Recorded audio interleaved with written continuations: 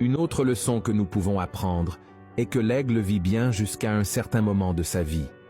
Cependant, lorsqu'elle atteint l'âge de 40 ans, elle doit se renouveler complètement. Sinon, elle mourra. Et quand ce temps arrive, l'aigle se rend en haut d'une montagne, où elle se sent protégée, pour commencer le processus de renouvellement. Un processus quelque peu douloureux, mais nécessaire. Pendant ce processus, l'aigle heurte son bec contre les rochers jusqu'à ce qu'elle parvienne à le déloger complètement. Ensuite, elle attend que l'autre bec, neuf et beaucoup plus fort, pousse. Ensuite, elle arrache toutes ses serres, car elles sont déjà cassées et ne lui sont plus utiles. Avec beaucoup de patience, elle attend que des griffes acérées émergent. Et enfin, l'aigle arrache plume par plume de son corps, car elles ne sont plus capables de la protéger du froid, de la pluie et de la chaleur. Et, une fois de plus, elle attend que la nature la recouvre d'un nouveau plumage. Cette période d'isolement, de douleur et d'attente dure environ 150 jours, mais elle est fondamentale, car après cela, l'aigle peut vivre jusqu'à 95 ans. Et qu'est-ce que cela a à voir avec notre vie?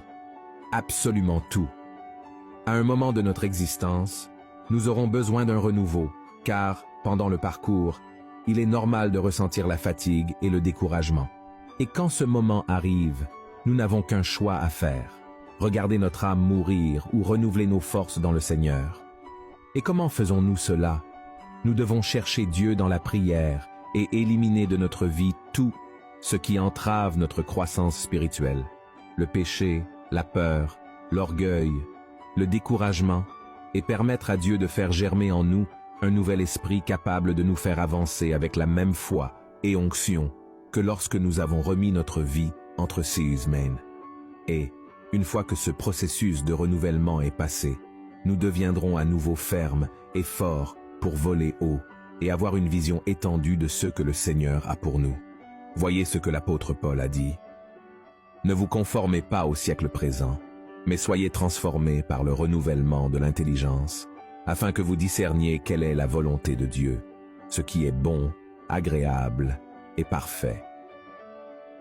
Vous avez remarqué comment la Bible avait raison de nous comparer à l'aigle? C'est pourquoi, si vous traversez des moments difficiles, souvenez-vous que vous n'êtes pas n'importe qui. Vous avez été choisi par Dieu pour conquérir les rêves les plus élevés qu'il a pour votre vie. Amen. Comme nous l'avons lu au début de ce message, ceux qui espèrent en le Seigneur renouvellent leurs forces et s'élèvent haut comme les aigles. C'est ce que Dieu va faire dans votre vie, j'en suis sûr. Il suffit que vous vous mettiez entre les mains du Seigneur et que vous le laissiez guider votre histoire. Alors, si vous le pouvez, fermez les yeux et prions. Seigneur, mon Dieu et mon Père, tant de personnes traversent des problèmes dans le mariage, des problèmes de santé, des problèmes financiers.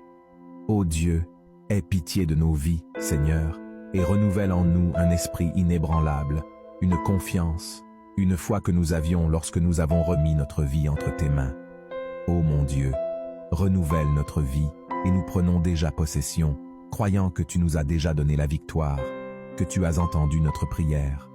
Au nom de Jésus, mon Père, je veux te remercier, car chaque fois que nous sommes fatigués et accablés, tu changes notre fardeau et mets en nous une paix qui dépasse toute compréhension. Au nom de Jésus, je prie et te remercie déjà pour tout ce que tu es dans nos vies et pour tout ce que tu accompliras. Amen.